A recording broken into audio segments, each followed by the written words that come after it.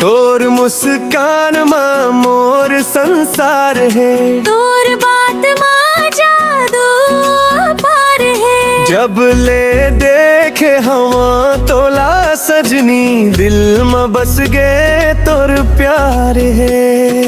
तोर संग चलथो गली गली, सपना सजे थे नवा नवा। माया के रंग मरंग गे मन, लगथे दुनिया हसुग घर भवा। ओ मोर संगी ओ मोर जान, तोर नाम गूंजे दिन और रात। हाथ में हाथ धर के चलबो, संग संग लिखबो माया के बात।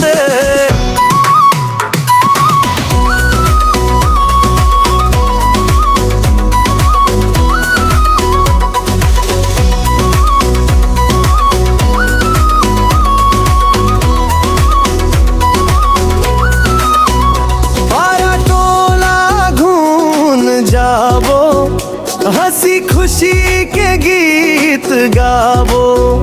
महुआ के छाँव तले बैठ के सपना अपने संग सजाबो।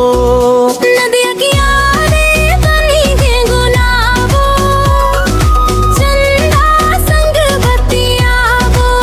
तोर नजरिया जब मिल जाते, मन में फुलवा खिल जाबो। ओ मोर संगी ओ मोर जान, तोर नाव गूंजा दिन और रात। हाथ में हाथ धर के चलबो, संग संग लिखबो माया के बात।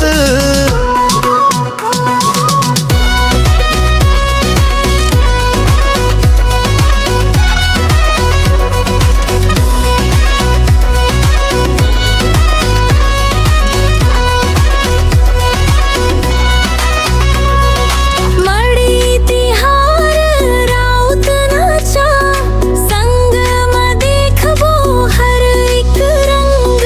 तोर संग जिंदगी लगथे सजनी, जैसे बाजाए बांसुरी के संग। तोर हंसी हंसोना जैसनम, तोर बोली मिश्री के स्वाद। जत का दिन ये दुनिया रही रही, मोर दिल में तोर याद। ओ मोर संगी ओ मोर जान, तोर संग है मोर पहचान। माया के डोरी मजबूत होगे, पैच मोर दिल के अरमान। तोर मुस्कान मोर संसार है, तोर बात मां जादू पार है। तोर संग